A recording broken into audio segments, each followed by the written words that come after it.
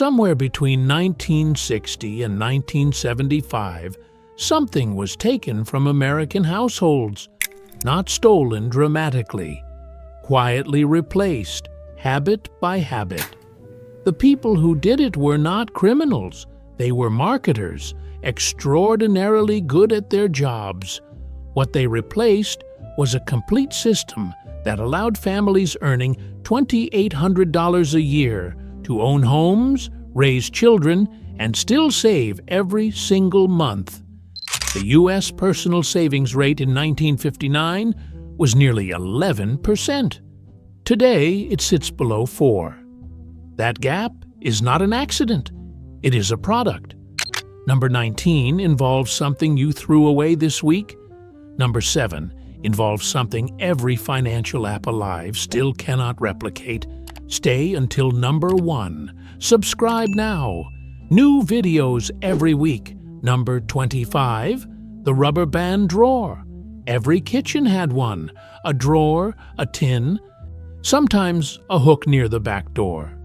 Into it went rubber bands from the newspaper, twist ties from bread bags, buttons cut from worn shirts, string saved from parcels.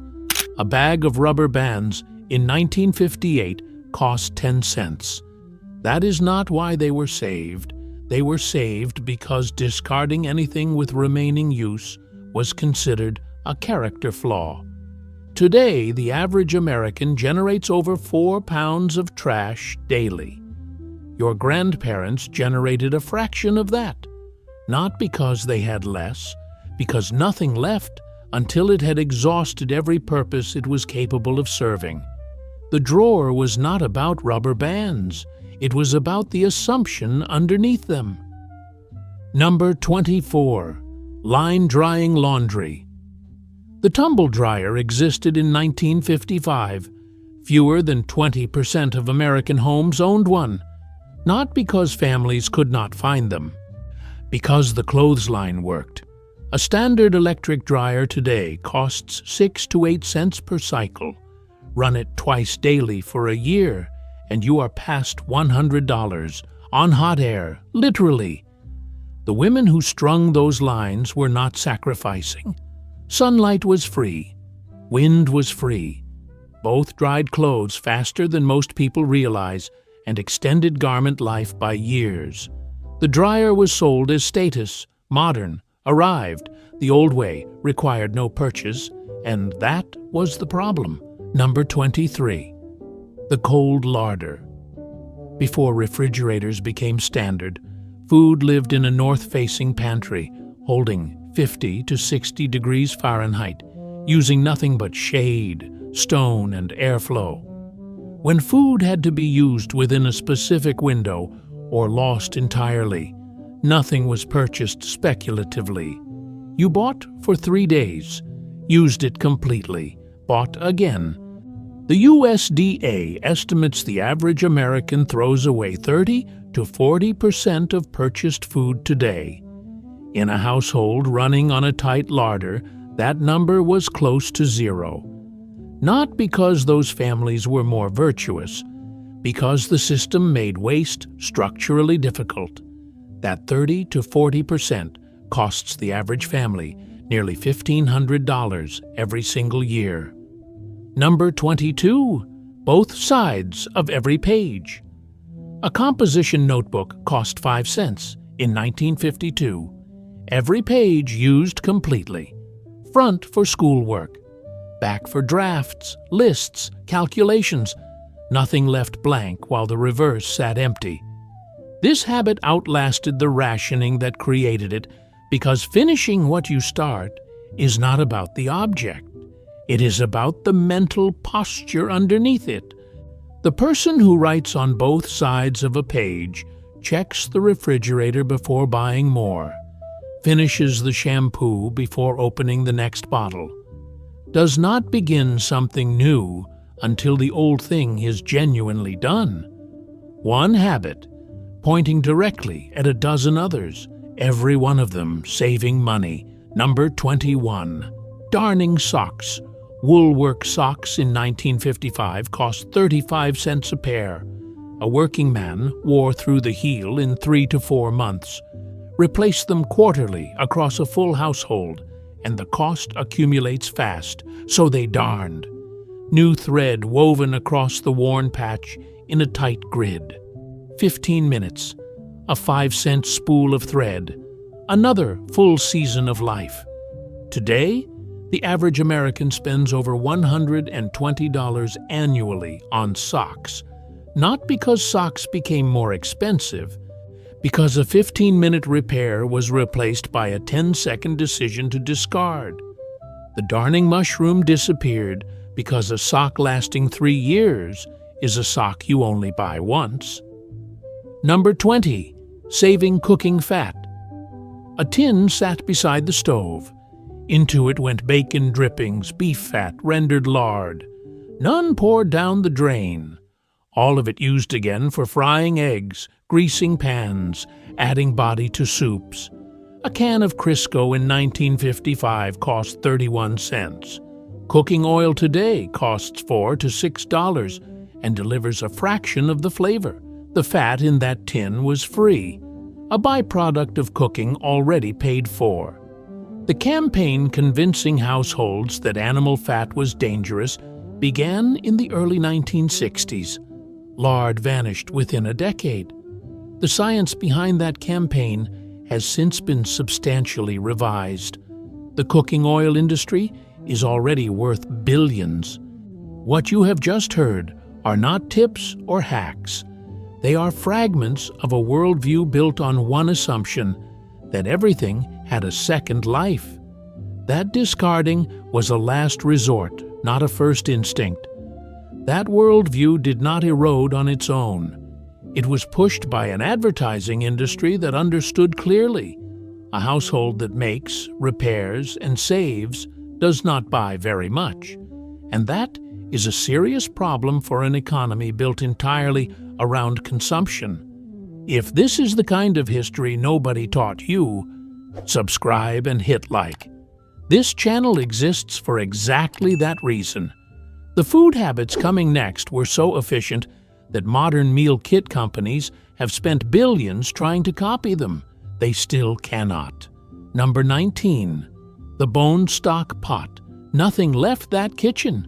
Not a carcass, not a ham bone, not the woody ends of celery. All of it went into the pot. The stock pot was not started fresh each time. It was maintained. A continuous operation extracting every particle of flavor from ingredients already used once. A marrow bone in 1957 cost 6 cents. The broth it produced over 6 hours reached across 3 meals. Soup Monday, gravy Wednesday, braising liquid Friday. 1 bone, 3 meals richer. Today, a 32-ounce carton of store-bought stock costs $4 to $5 and contains less collagen and less flavor. American households buy over $1 billion worth of it every single year. Number 18. The Sunday bake every Sunday. Not most, every one. Bread made at home in bulk for the entire week, not as a hobby, as a budget decision requiring no discussion. Flour in 1958 cost 25 cents for 5 pounds. Enough bread to feed a family of 4 for nearly a week. A standard loaf today costs $4 to $5. A family eating a loaf every 2 days spends over $700 annually on bread. The flour to make that same bread costs under $80.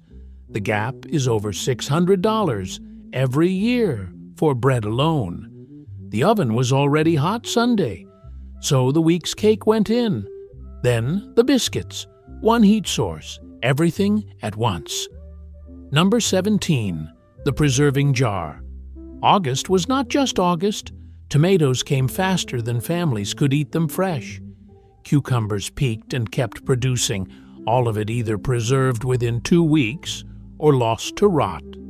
Mason jars lined along basement shelves, sealed with wax, and the knowledge that January was expensive. White vinegar cost 12 cents a quart in 1960. A flat of mason jar lids cost 30 cents. Jars washed, restacked, reused year after year. What came off that shelf in February cost almost nothing. The same produce bought fresh in winter cost 4 times the August price. The average American spends nearly $800 annually on produce, most of it out of season from thousands of miles away. Number 16. Offal as staple liver, kidney, heart, tongue. Not budget concessions. The weekly menu. Beef liver in 1957 cost 19 cents a pound. Steak cost 89 cents, 4 times the price. For a family on $15 to $20 weekly, that difference was the margin between the budget holding and breaking. More iron than steak, more B12 than almost any other food, more vitamin A than carrots. Or liver was not the poor man's food nutritionally. It was among the most complete foods at any price. Today, desiccated liver capsules sell for $30 to $40 a bottle. The actual liver sits in the meat case at under $2 a pound, largely ignored. You were sold that idea. It cost you enormously. Number 15. The leftover roster. Sunday's roast became Monday's sandwiches. Monday's scraps became Tuesday's hash.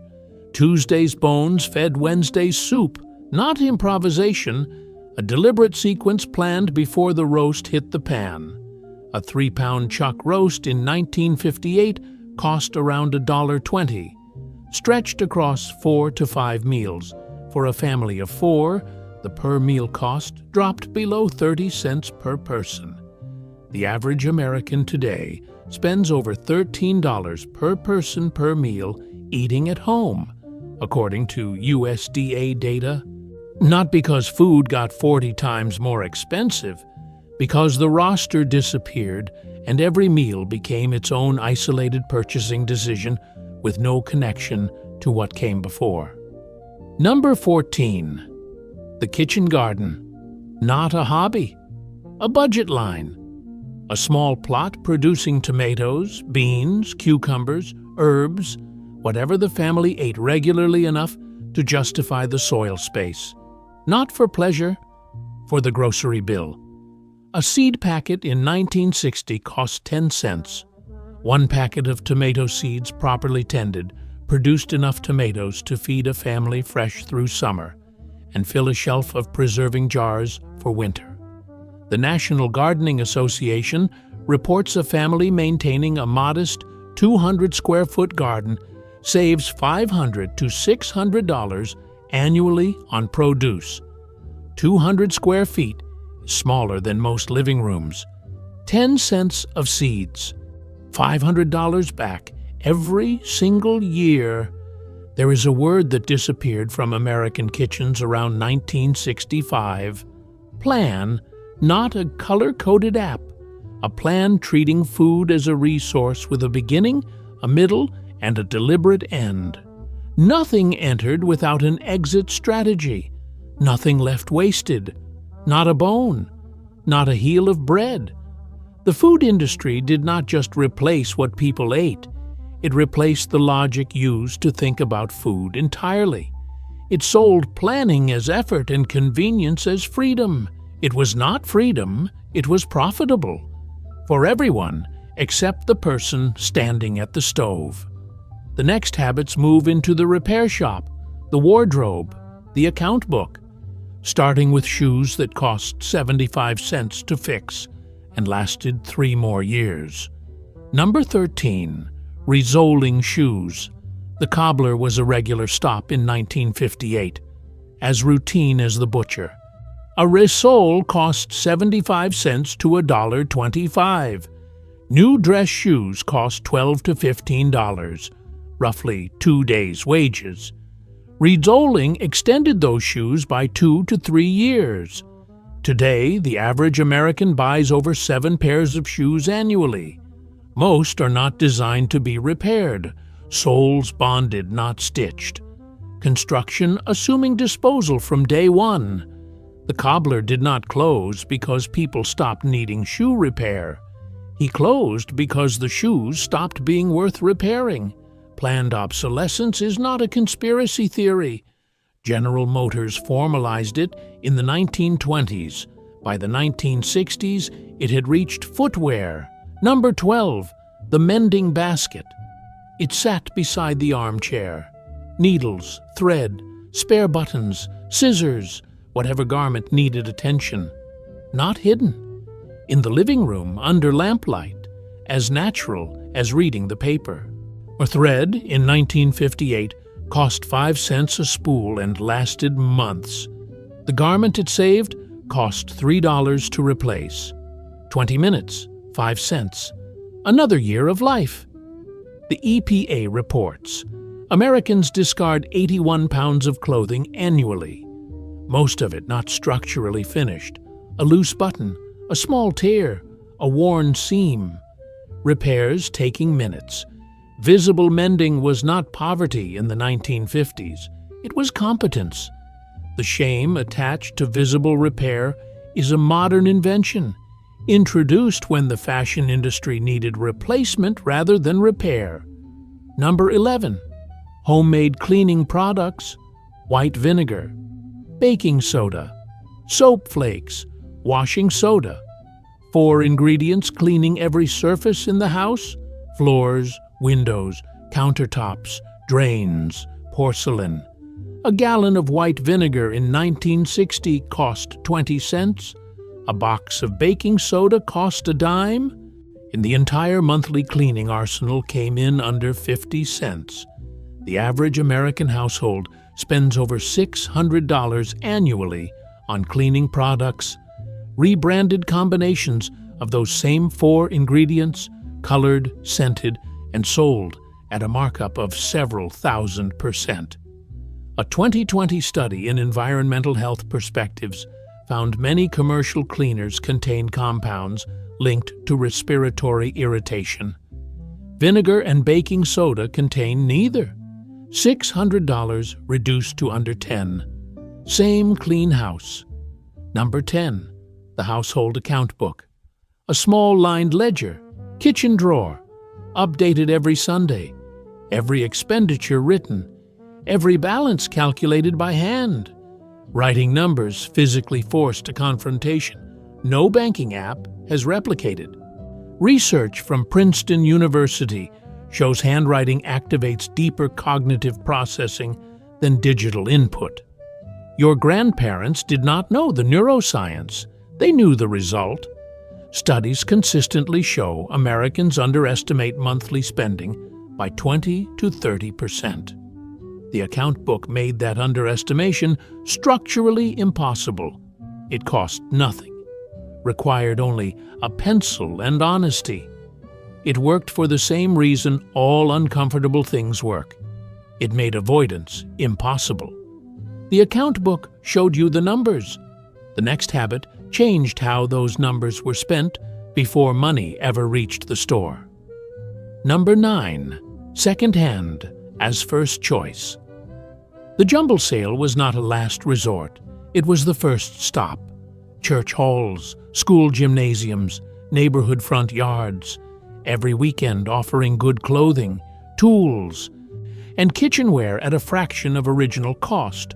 A winter coat at a jumble sale in 1961 cost 50 cents to $1.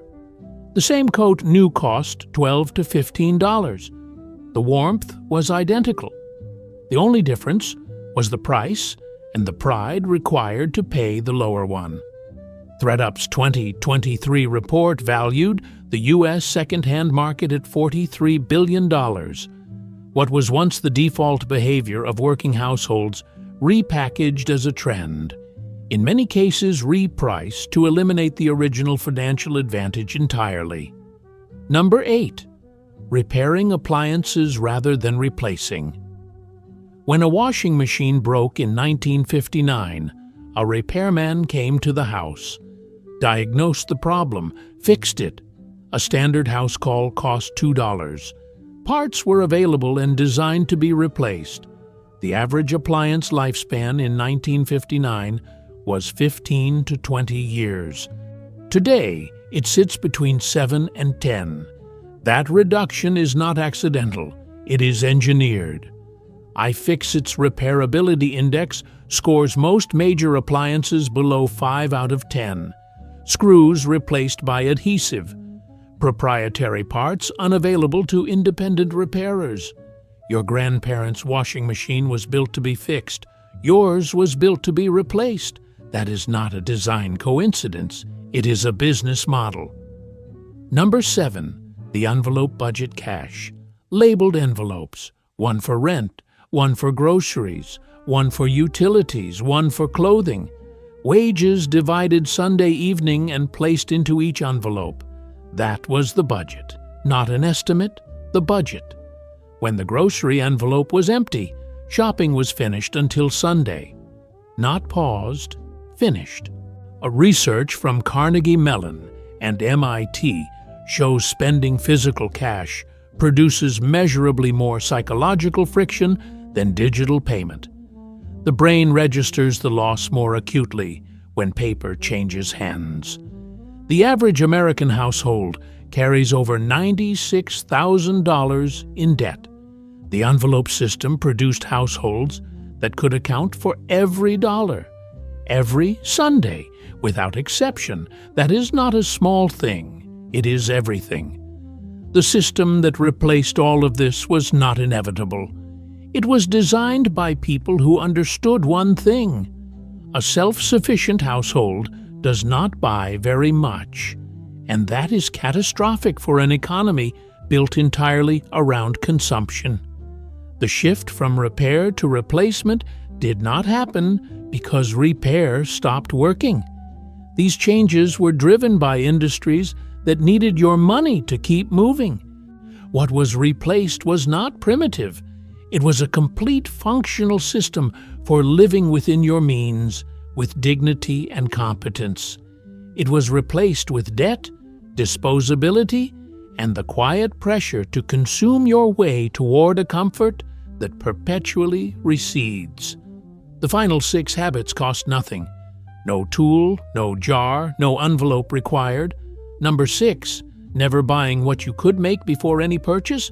One question: can this be made instead? Not always answered yes, but always asked. A birthday card: can it be made? A cleaning product? A meal assembled from what is already in the house. The default in a 1950s household was production. Buying was the fallback. Today, the sequence runs exactly backward. Buying is the first instinct. Making is the hobby.